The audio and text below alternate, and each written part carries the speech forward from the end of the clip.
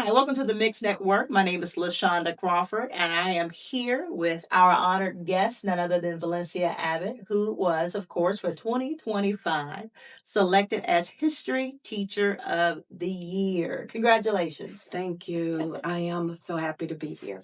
Can you please share with us, for some of us, of course, I know there's a different type of categories, Teacher of the Year, History Teacher of the Year, which you shared with me prior. Share with us the difference and the categories and All right. Um, History Teacher of the Year is through the organization Gilder Limmer Mhm. Institute of American History, 22 years. This program has been going on. So they select teachers from the state level, Mhm. and including DC. And then from there, you go to the finalists. And from the 10 finalists, they choose a history teacher of the year. Oh, So, wonderful. yes, it's in New York. The ceremony is in New York. That's where Gil Dilemma is located.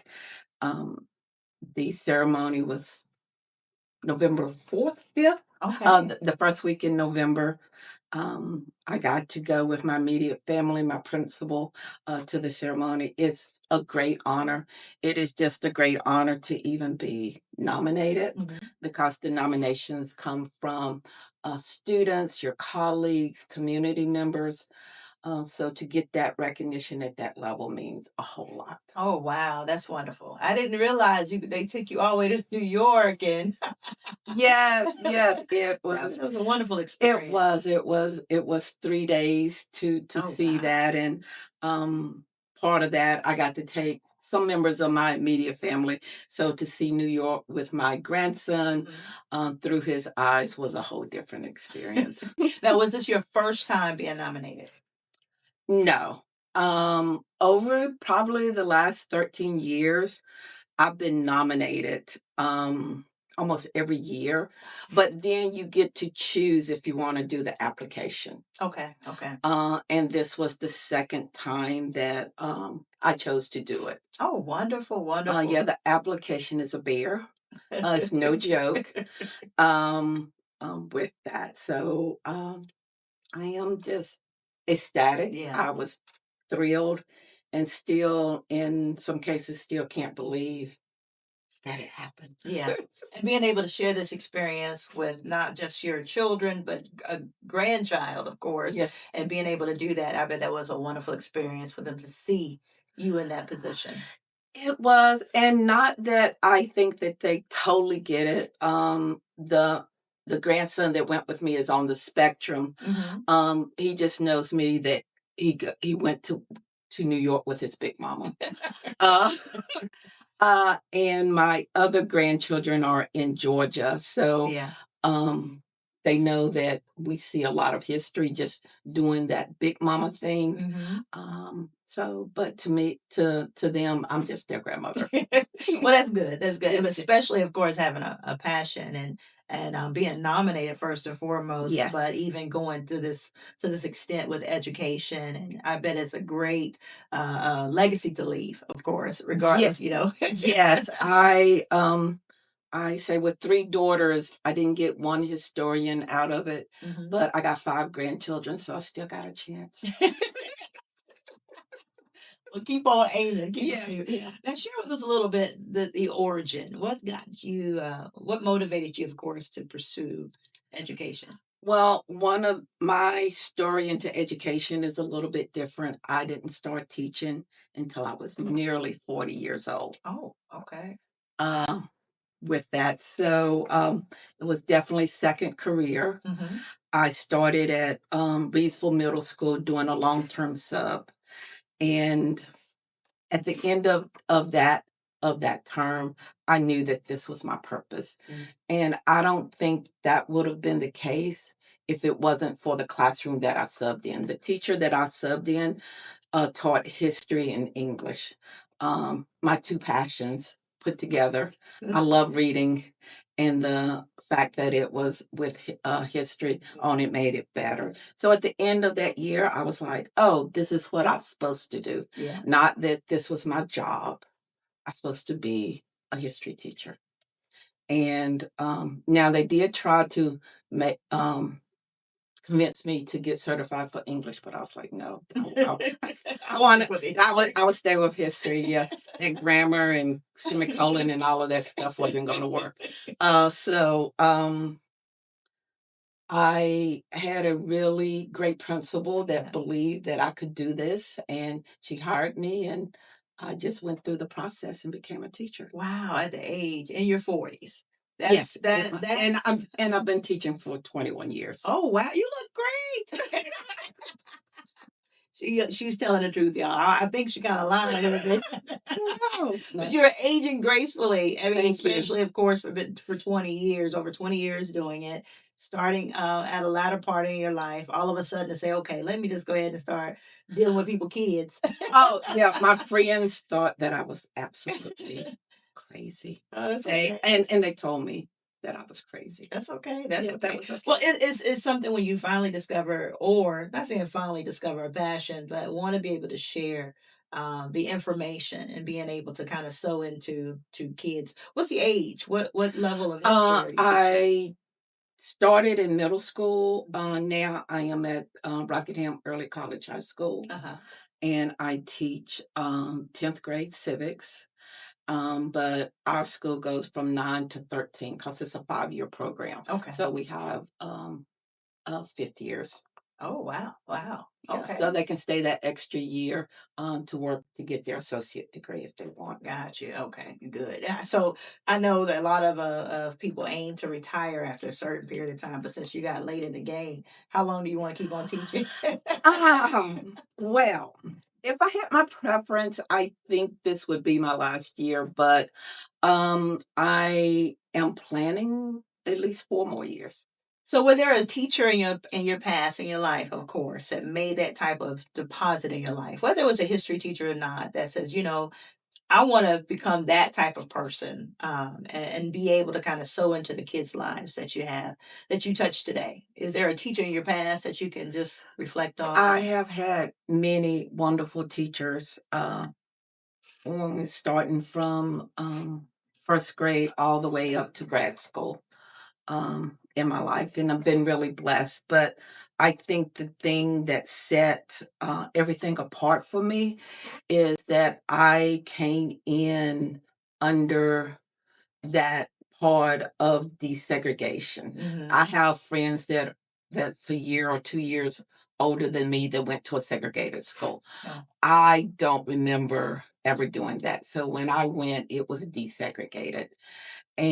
But along that line, I had Black teachers from the start. My first grade teacher, Miss Neal and Miss Price, my fourth grade teacher, Miss Jones, my fifth grade teacher, Miss Towns, and even going into eighth grade with teachers, Black teachers, and a couple in high school. So to have Black teachers at that particular time, to see a version of who we can become outside of my family, outside of my community, I think was really emboldened Yeah. for that course. Even though at that time, no one could have ever told me that I would have been a teacher. And we know that the research says that having a Black teacher and how it impacts going to college and to be the daughter of two parents that didn't graduate from high school and to want to go to college and to do that right after high school and to be able to mark that complete. um, I am going to lay it solely at the feet of having Black teachers in my life. I think that's important. I think I didn't realize how important that was until my son went to a charter school, which was geared towards Black and Brown children.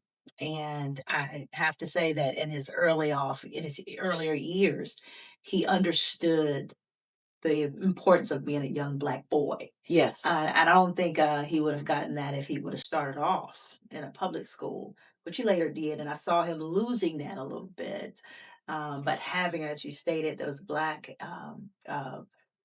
positive role models Yes. is key. Yes. Is key. And I think for Black children to see that, and Black children at the time that I was coming at this through the school system. Yeah. It was essential.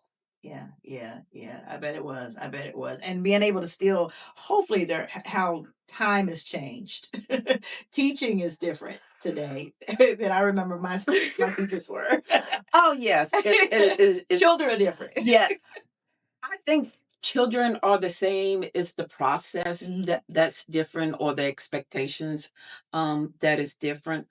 But even from the time that I started 21 years ago until today, it is not the same No, space. yeah, it's not, and I'm not sure what word of advice or what would you share to some of these younger teachers that are coming in. Not just the history teachers, because we're going to get to that part, but I'm talking about that level of still having that type of passion. I mean, for you to be where you are now, to have won the 2025 History Teacher of the Year, it says something about more than just the knowledge you carry. Is that the type of person you are? Um, well, to answer your question and not answer your question, um, I think for me, one of the things that carries me is that I am a history teacher. Mhm. I remember one time in Virginia, when I was teaching in Virginia for a while, um, the principal was making a point. She was like, "We're all teachers, and we can do this, and we can do that." I think for me, it is the desire, the passion to want to do that, Yeah. and to do something that you absolutely love. Um, is what carries me. So to say all teachers, I don't know, because I think it has to be something inside that you desire, that you want to do. Um, because this is a tough job. I mean, it is so hard. Even on your good days, even when everything is going great, to get up at the crack of dawn, to know that your workday doesn't end at 3 o'clock, to do everything that's expected of you and to do it at that level requires you to have a passion or connection beyond that. I'm just a teacher. Yeah. Yeah, yeah, I agree. Because if when it becomes a paycheck, And that's and then that's also part of the issue, is because it's not a paycheck. yeah. I just before I got here, I was on social media, and a teacher in Texas was um talking about the salary, and that they were thinking of having to go to a food bank Mm. to survive. So is we know that teachers are not getting paid, and that's part of it. We are professionals. Most of the teachers that I work with not only have undergrad degrees, they have masters, they have beyond masters, they're doctors. All of this, and not to get paid for what we have, Yeah. that's tough. So to give advice to teachers like, this is what I'm going to do, or this is what you should do, I think that's an individual task Hmm. that they have to decide what's Yeah. good for them. And they got to be willing to know what. Right. And for me, being a history teacher, I don't think I would be as effective, even if I was teaching English, which I love doing. But for me, I read history textbooks for fun. Hmm. I double check documentaries. If you pull up my Netflix, All over documentaries the come place. right. Um, when I go to travel, I go to historical site. The first place that I took my eldest grandson was to the History Museum to see the preliminary Emancipation Proclamation. He was 6 months old. Mm. Wow. So I love doing Yeah. this Yeah. in this space. So, and not all teachers are there or want to be there. They just want to go and just teach. Yeah. So Be for what. me, for me, having that passion of teaching something that I absolutely love teaching, Yeah. and to be able to do that is great. My daughters were thrilled that I became a teacher.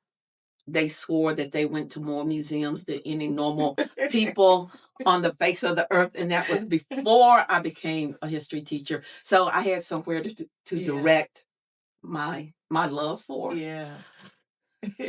So teaching is hard, but to teach with something that you love doing Yeah. makes it a little bit easier. So before you got into the teaching at the age of 40, what were you doing before that?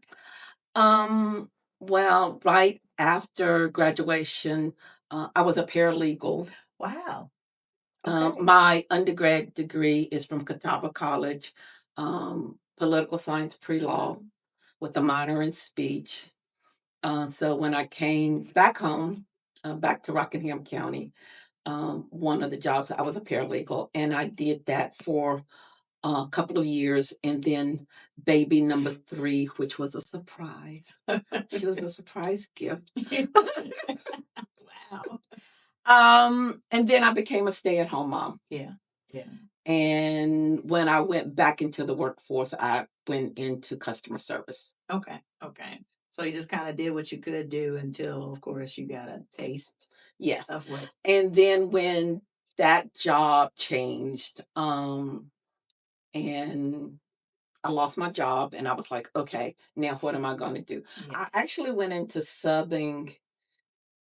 I was like, well, let me just get a job until I can figure out what I'm supposed to be doing. Mm-hmm. And And not knowing that that's what I'm supposed gonna to give be you a doing. little Right. a taste of your future. Yes.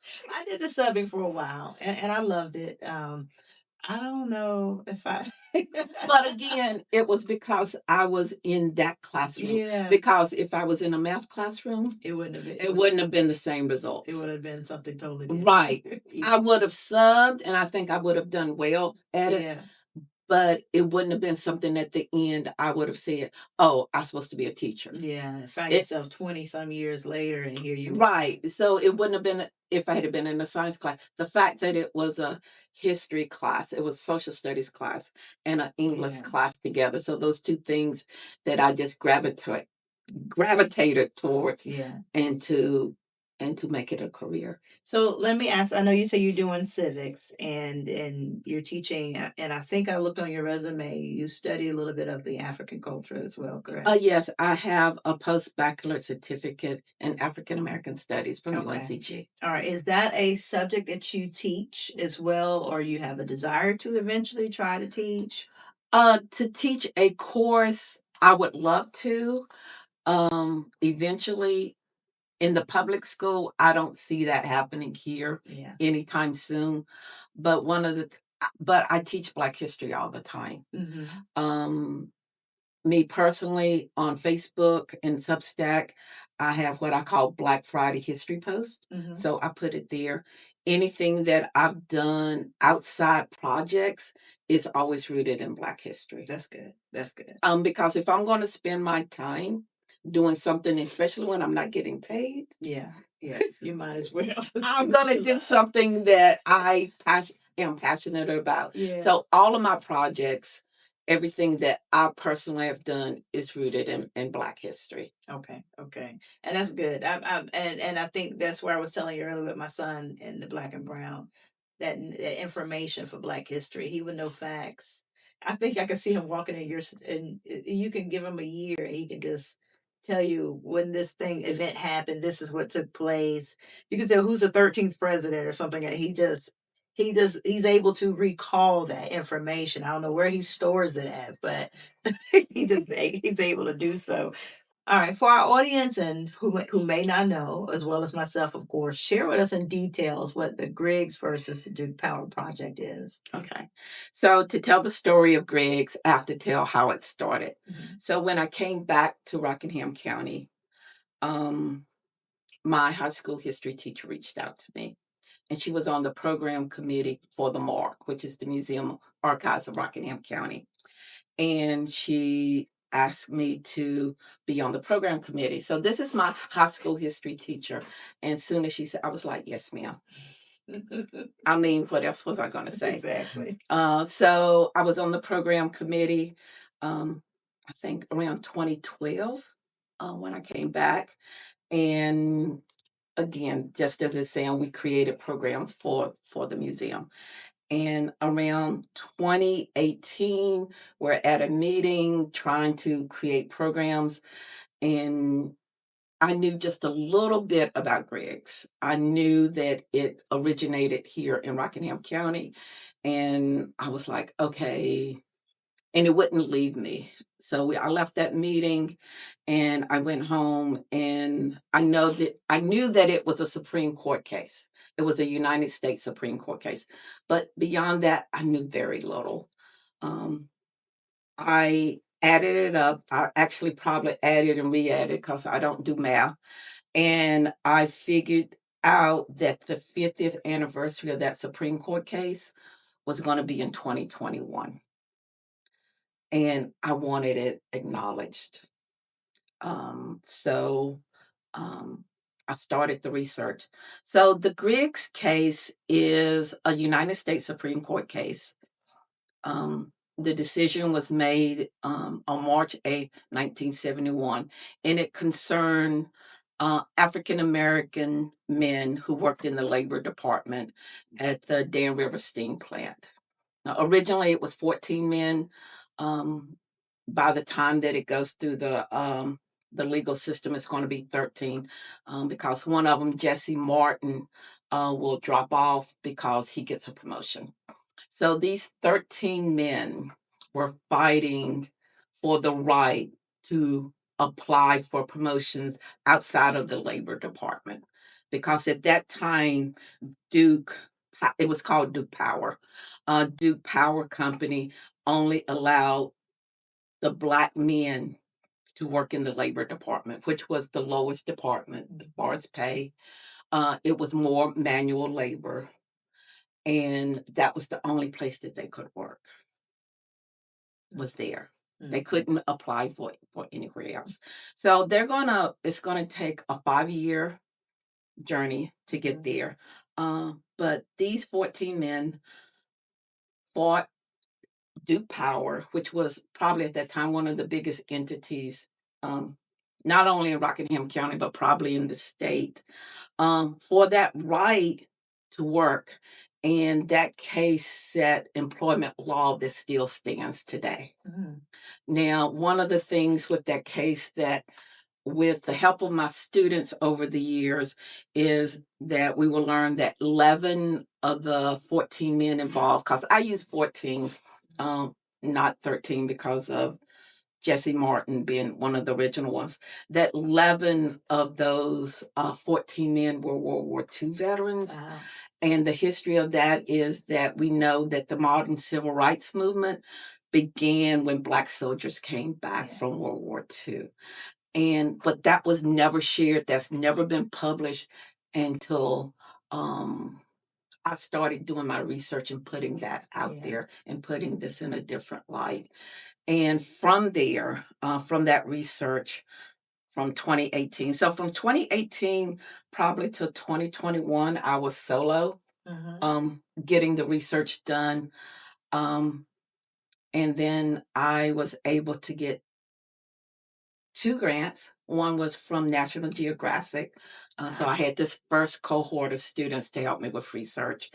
And then later on, I was able to get a 3-year grant through National Council of History Education.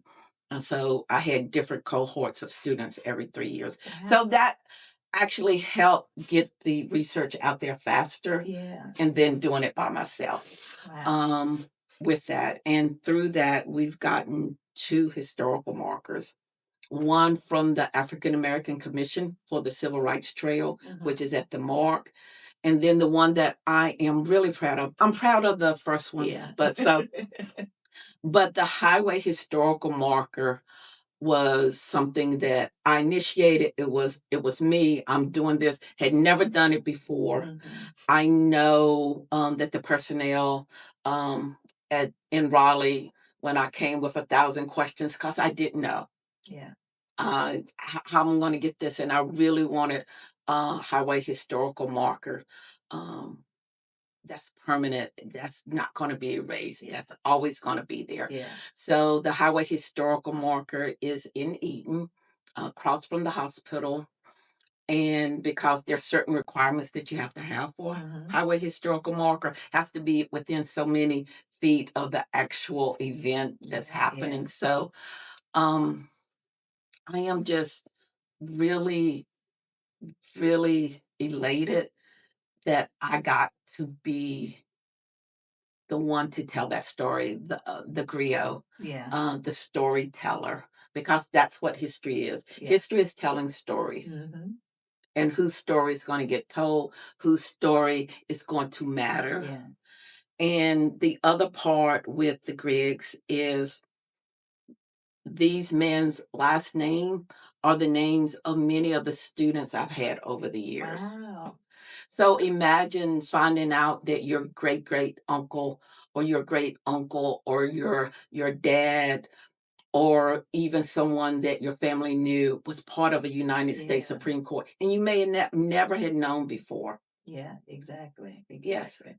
Tell me about, first of all, I think maybe some of those wow moments for some of them, as well as some of the obstacles that you came across. Because again, you are digging up history, Yes. and in some cases, people don't want the story told. Well, I don't think for the Griggs case, it wasn't that they didn't want the story told. I think it was not seeing the value in the story that they had. That Gotcha. they had. That for them, it was their dad or their uncle, and they're just living their lives. The men did not get any money. They didn't get any Yeah. reparations for this. It wasn't a big settlement. Yeah. The case was done and they went to work. And that was it. Yeah. So for them, it was just their lives. Yeah. And I don't know if the grand part of it was really understood or Yeah. even cared about when, okay, I just got to get up and do my job. Yeah. Yeah. And then for it to be not to start until almost 50 years after the case was decided, none of the men were alive when I started my research. Wow. And then the perspective of someone that was a child versus the perspective as an adult changes because they did not see them as this is a plaintiff, this is a historical moment. That's my daddy. Yeah. Yeah. So trying to get that history out has been challenging with that. And then it takes so much time. Yeah. And Yeah. people are just trying to live their lives and trying to do things.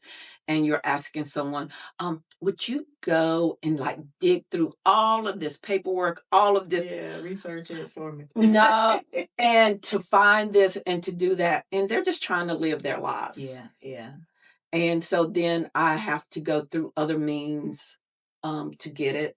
And every day or every moment that I don't get it's going to be lost. Yeah. That was probably, and that probably still is the biggest challenge for me, is that I know that as much as I've captured, as much as my students have worked, there's so much that has been lost that's never going to be found. Yeah. And this year, I don't have a grant. I'm not funded, so I'm back doing solo work. Okay. And this year, I'm looking at Black resistance, Black churches in that resistance, because that's how my research started with that, was that I know with Black people, everything is going to start with the church. If I Yeah. can't go to the family directly, I needed to start with the church. So that's where I started my research. I've been in graveyards, cemeteries, backup churches, because I needed to document Yeah. this. And I was just going to ask you, did the Griggs versus Duke Power project stir up any other type of projects or any other Well, cases out there? the World War II thing is probably the most significant part to come out. One, Yeah. because it's never been published. Mhm. It's never been anywhere that they looked at these men and put these dots together. Oh, they're World War II veterans. Yeah. Because my argument would be if they were not World War II veterans, I don't think we would have had the same results. To Mhm. have over 10 men who's World War II veterans in the same place Yeah. at the same time is a different feeling, different space, and I think that organically made this happen. Yeah. Yeah. Because if they wasn't, I don't think it would have It been the wouldn't have same. made a difference. It wouldn't have been the same results because their experience with being in the military Mhm. and coming home to face the discrimination that they did Yeah. fueled the desire that those that didn't do that Yeah. hadn't gotten there yet. So Yeah. yes. Let me ask this question. When it comes down to teaching history and sharing history, um, have over the last 20 years, have you noticed the increase of not desire to know from your students, or the amount of students, has the number shifted in a sense? um, you know, discovery of teaching, did you know facts? um, are they more inclined to want to know? Do they want to dig deeper, or is it more or less still about the same in the last 20 years? I will say the majority of students that walk into my social studies class probably come in not wanting to do social studies. Social studies history is the stepchild of the curriculum. Mm-hmm. That's the course that most if you need to do something or interrupt you, it's going to be a history class. Yeah. That's done, and that's been the case no matter what school I'm at or what district that I'm teaching at. Most students come into my history class with they're bored. They because of the way that they've been taught before. Yeah. If all you do is read something, answer questions in the back of the book, Mm-hmm. that's not engaging. Yeah. And I'm not saying every history Yeah. teacher has ever taught that way, but the majority come in not liking history. Yeah. Yeah. But when you come into my class, if you tell it like a story, if you let them see the importance of themselves in the story, Yeah. then they're more likely. Now, I'm not saying that every student that ever walked into likes my class or likes history. That is not the case. But I have definitely over the years had students that come and say, I've never liked history until I had your class. Well, that's good. Now, I have had many students say that they've never liked history until they had my class, and that makes me feel better. Yeah, that is good, because Right, then you become that teacher. right. Like how you just rolled off the names of those teachers that made an impact in your life. You want to be able to say, okay, I remember Miss Abbott. She was that teacher. Yes, and at the ceremony, they actually had one of my former students to come and speak on my behalf. Okay. Natalie Jones, she is at UNCG, and she is in elementary education, and she credits me for wanting to be a teacher. Elementary teacher, I give her all Give of her the all due of it. because I could not imagine. Okay. I cannot imagine Yeah. being an elementary. Elementary. Those So kids. I'm glad she thinks that, but that's something deep within her because Yeah. elementary. Whew, Oh, you a gift from God. yes, yes, You are yeah, a gift from God. I'm yes, telling you. yes. Those kids are not trained yet. They That is a different sphere yes. with that. But yes, she's going to be an elementary school Well, that's teacher. good then. I mean, honestly, if they have a way with them, they have opportunity to make that first Oh yes, deposit, oh yes. and if they're able to get them, and hopefully be able to. Oh, I think elementary school teachers have a Um, fast track to heaven. They have yeah, to. their name should be already Yes, that written. already on the books. Already on the Already on the books. book. No matter what you do out there in the streets, Doesn't matter if you're an elementary school teacher. you're Yeah, good to go. you're Level good to three. go. Yep, Yes. yep. Well, one thing I would love to. What message would you have for any student today Because I know there's a class that you have a full, seats are full, and there are times that some students may feel like they're just sliding through, and maybe no one's noticed them, they haven't seen them. What message would you like to relay or to give or to speak to share with that child that may feel unseen? To be an advocate for themselves. Yeah. To say that, and I'm gonna tell this. I had a student a couple of years ago. It's all got messed up, so I can't even remember which year she graduated. And she was a really great student. She did really well in my class. She was part of history club, and I remember we were doing something after school, working with students, and she just casually mentioned, she's Asian, and she casually mentioned that she had not seen her culture, herself in any curriculum or Wow. anything. And she had already had me, so that was the year she was graduating, and it made me pause. And she wasn't condemning, we was Yeah. just having that conversation. And I was like, "Mm, okay." So you know how sometimes a message is meant for you to hear? Yeah. And it gave me pause. And I remember that summer, I was like deep into Asian and Asian American history. I was watching documentaries, I was doing research. I came back that following year. Now, I am in no way an expert on Asian and Asian American history, Mhm. but I guarantee you now that if someone comes Yeah. in my class, Yeah. they're going to see themselves Uh, somewhere within that semester Yeah. with that. But if she had not had spoken those words, it may have never have come to me. Yeah. So, and not that it would have been intentional that I was trying to leave them out, Mhm. but be an advocate. If your teacher is not giving you what you need, Yeah. then be an advocate. I tell my students to question everything, question the source. Why are we reading this book? Mhm. Question the information, and they're even to question me. Now they have to do it with the right tone and Yeah, yeah. attitude. With respect. Please. But I tell my students, you can question me. Yeah. Why are we reading this book? Mhm. Why this one and not this one? Yeah. Okay, what message you want to do? But you have to be an advocate for yourself, because when I was going through school, you didn't do that. Mhm. You didn't dare. Question authority. Right, Not realizing there's a proper way to question. right. But even to teach them how to do that is Yeah. teaching. Yeah.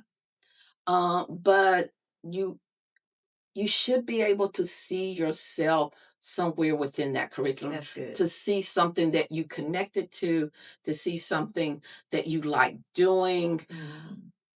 for you to be involved in, and especially history. History is not the past. When students think this is the past, no, we need to know where we've been to know where we're To where we're going. going. I agree.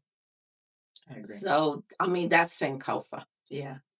that you have to know that, and understanding, for my kids to understand that it's not a date. I tell them all the time. They'll ask me a date. I was like, I don't know that. Or they ask me someone's name. I was like, I don't know that. Because those are facts or things I can look up. Yeah.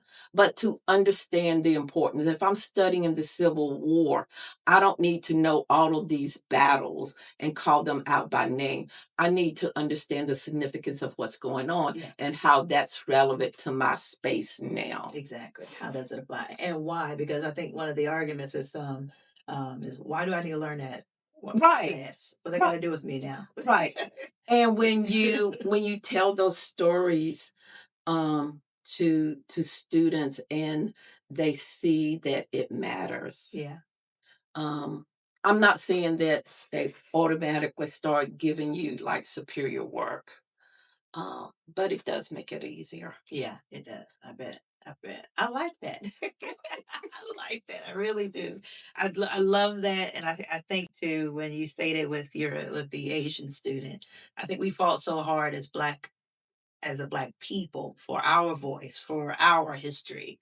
We're not that we don't care, but because we're not them, it's just kind of hard. But I think when she made that point, I never even looked at it. Not we're ignoring the Asian culture or any other culture that played a major part in the Oh, building right. of who we are. But that was so important for you to hear her voice Right.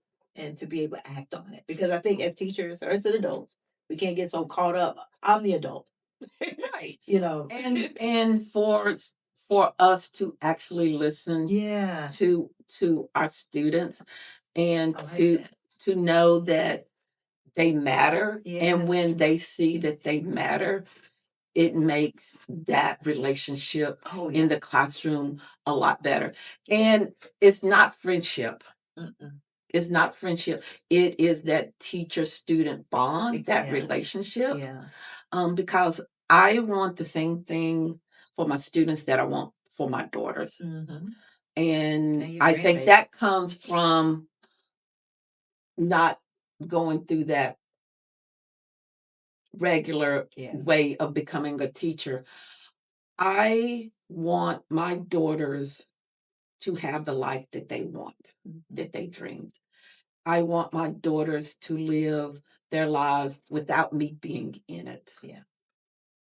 That's the same thing I want with my students. I want my students to leave my classroom the strongest student ever. And if I never see them again, or if they never think about me again, or if they never come back and say, "Oh, you have," that doesn't matter. I want them to be able to be successful Mm-hmm. without me. And that's my job, is to get them there. Exactly. Sow that seed and Right. let And that and seed. and go and make and be Yeah. happy Yeah. and do your life. Yeah. So it isn't just about, oh, I'm teaching a history fact. Yeah. No, I don't know. I have to go look it up. They're like, I don't know. I hear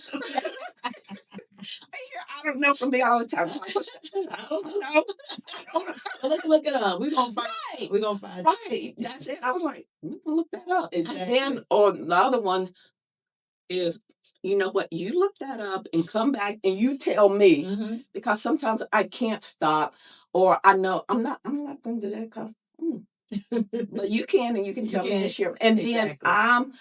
I become more knowledgeable. I become empowered Mm-hmm. with that, because one of the greatest things is when someone can teach you something, Yeah.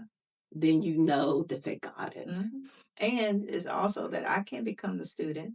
There's nothing wrong, you know. Yeah. I'm not to the point in my life where I've stopped learning. Right. And that's another valuable lesson, you know, teach our kids is that I don't care how old you get. There's Yeah. always room for learning. Yeah, it's amazing, what they can bring to the Yeah. table. And just this afternoon, we're finishing up the judicial branch, and a student, the projects are due today.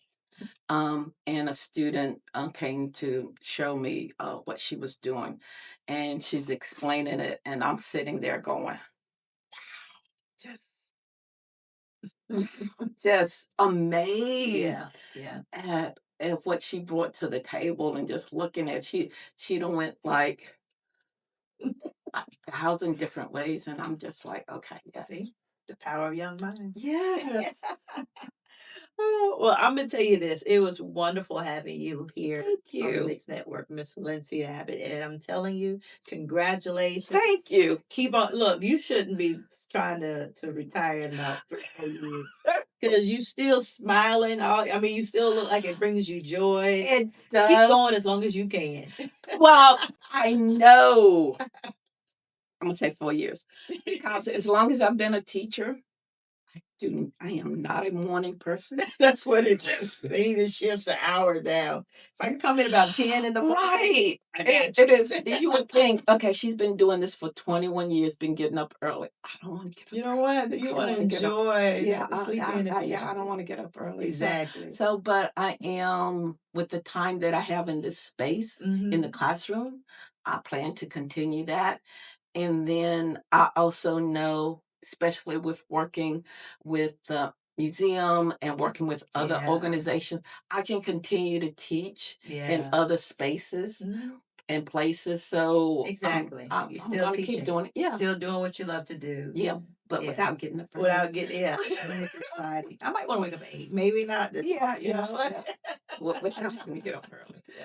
Well, we pray that God will just continue to strengthen you. You just keep on sowing them seeds of Thank love, you. knowledge, and information, and Thank keep you. making a change. Thank Keep you. making that change that this I community I needs. I will try my best. I really will. Oh, thank you so much. And thank you again for watching the Thank Mix you. Network.